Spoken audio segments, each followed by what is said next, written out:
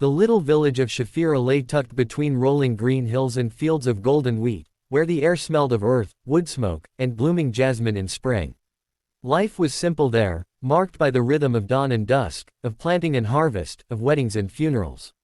Yet, even in such a quiet place, sorrow could take root and spread through a heart until it seemed like nothing could heal it. Among the women of the village, whispers often gathered around one name, Amara. Amara was 27, graceful as a willow tree, with eyes the color of dark honey and a softness in her manner that drew others to her. She had been married to Khalid, a kind but hard-working merchant, for nearly 6 years. Their union had been full of affection and laughter in the early days. They had built their home together, planted pomegranate trees in their small yard, and dreamed of raising children who would play beneath their branches. But the years passed, and the pomegranate trees bore fruit while Amara's womb remained empty. The weight of emptiness. At first, people had told her, "Patience, my daughter. Children come in God's time." Her mother-in-law had smiled kindly, her neighbors had offered remedies, and Khalid had assured her that their love was enough. But as the years stretched on, those smiles faded into silence, and whispers sharpened into blades. "She is barren," some muttered behind her back. "Khalid deserves a child," others said. "She has been cursed," old women in the market whispered. Each word burrowed into Amara's heart like a thorn. She tried to hide her pain, smiling as she hosted guests, kneading dough for bread, or sitting with the women at the well. But at night, when Khalid slept, she pressed her face into her pillow and wept until dawn. Khalid never raised his voice, never accused her. Yet she could feel the heaviness in his eyes when he watched other men lifting their children onto their shoulders. He longed for a son to carry his name, and though he never said it, Amara could hear the silence between them louder than words. The old prayer man. One evening, as the sun melted into the horizon and the sky glowed crimson, Amara sat with her friend Samira outside the mosque. Samira leaned close and whispered, "There is one who may help you. The old prayer man who lives near the river. They say he has been given blessings, that his prayers open doors no key can unlock." Amara's brows furrowed. "The one they call Sheikh Rahman." "Yes," Samira said, her eyes darting around. "Many women go to him in secret. Some return with hope, others with miracles. They say he has touched the hem of the unseen world." Amara's heart pounded. She had heard stories about Sheikh Rahman, a man who had spent his life in prayer and fasting, who lived alone in a crumbling hut near the water's edge. Some called him a saint, others a madman. But in her despair, even a whisper of hope felt like a torch in darkness. That night, she told Khalid of her plan. His face tightened. "Amara," he said softly, "we do not seek from men what only God can give." Tears filled her eyes. "And if God has chosen him as a means, what harm is there in asking for prayer?" Khalid looked at her for a long moment, then sighed. "If this will bring peace to your heart, then go.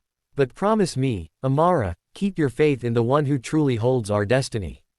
She promised. The journey to the river. The next morning, the village still heavy with mist, Amara wrapped herself in a plain shawl and walked down the narrow dirt road toward the river. Birds sang in the fig trees, and the air smelled of wet earth. Her hands trembled as she clutched a basket of bread and dried dates, a small offering for the prayer man. His hut came into view, weathered wood leaning toward the water, smoke rising from a crooked chimney. The sound of the river murmured like a secret. She approached hesitantly and knocked on the door. It creaked open, and there stood Sheikh Rahman, tall despite his bent shoulders, his beard white as snow, his eyes clear and piercing like the sky after rain. He looked at her for a long moment before speaking. "You seek something, child," he said, his voice deep yet gentle. Her knees weakened, and she lowered her gaze. "I seek what my heart has longed for, but my hands cannot grasp. I wish to be a mother." He stepped aside, motioning her in. The prayer. Inside, the hut smelled of sandalwood and old books. Shelves lined with Qurans, worn prayer beads, and clay lamps filled the room. Sheikh Rahman gestured for her to sit on a woven mat. "Daughter," he said, "I am not the giver of life. That power belongs only to the Almighty. But faith is like a seed, it must be planted in soil watered with trust, and sometimes it needs the prayer of another to help it bloom." Amara's eyes welled. "Then pray for me, Sheikh. Pray that I may know the joy of holding a child." The old man closed his eyes, lifted his hands, and his lips began to move in supplication. His words flowed like a river, ancient and powerful, filling the air with a weight that made her heart tremble. He prayed for her womb to be opened, for her sorrow to be lifted, for her faith to remain steadfast. When he finished, he opened his eyes, and they shone with something she could not name. Go home, daughter. Live with love, and when you least expect it, the Almighty will answer. Amara left with tears streaming down her cheeks, her heart strangely light, as though a burden she had carried for years had been lifted. The first signs. Weeks passed. Life in the village continued as always, market days, harvest celebrations, the laughter of children playing in the fields. Amara went about her duties, trying not to think of the prayer, trying not to cling to hope too tightly. But one morning, as she kneaded dough, a wave of dizziness swept over her. She pressed a hand to her stomach, her heart racing. Day after day, the signs grew stronger: fatigue, nausea, an unexplainable glow in her cheeks. At first, she kept it to herself, afraid it was only her imagination. But when she missed her second month's cycle, she went to the village healer, an old woman with wise eyes and gentle hands. The woman smiled as she placed her palm on Amara's belly. "My dear," she said softly, "you are with child." Amara's cry filled the room, half laughter, half sob.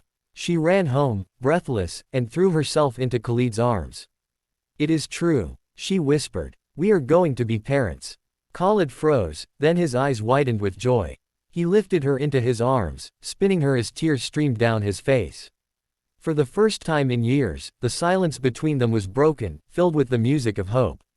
The village's shock. When word spread through the village, people were stunned. Amara, with child, after so many years. It must be a miracle. Some praised God aloud, others muttered about Sheikh Rahman's prayers, and still others whispered darker things, that perhaps Amara had sought forbidden ways. But Amara paid no mind.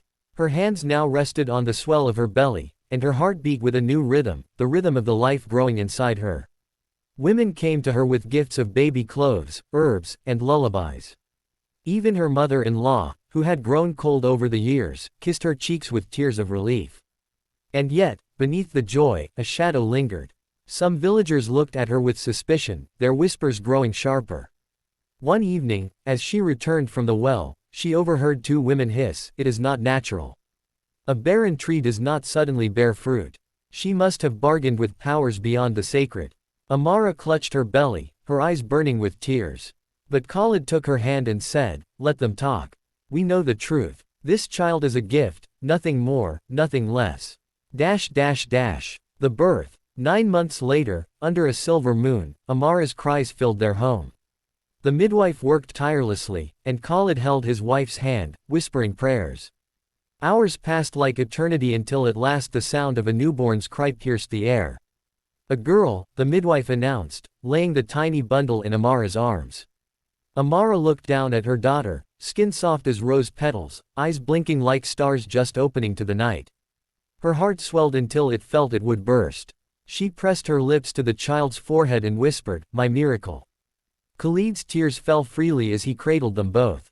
"Her name will be Zara," he said. "A flower blooming after the longest winter." The village gathered the next day to see the child. Many rejoiced, but others stood at the edges, their faces unreadable. "She is too perfect," one muttered. "There is something otherworldly in her eyes," said another. But Amara held her daughter close, shielding her from every shadow. The return to Sheikh Rahman. When Zara was 40 days old, Amara returned to the hut by the river, her baby wrapped in a soft cloth. Sheikh Rahman stood at the door as though he had been expecting her. "You have come," he said, smiling faintly. Amara fell to her knees. "Sheikh, your prayers were answered. Look, this is my daughter. This is Zara." The old man gazed at the child, his eyes filling with tears. He raised his hands in prayer, his voice trembling.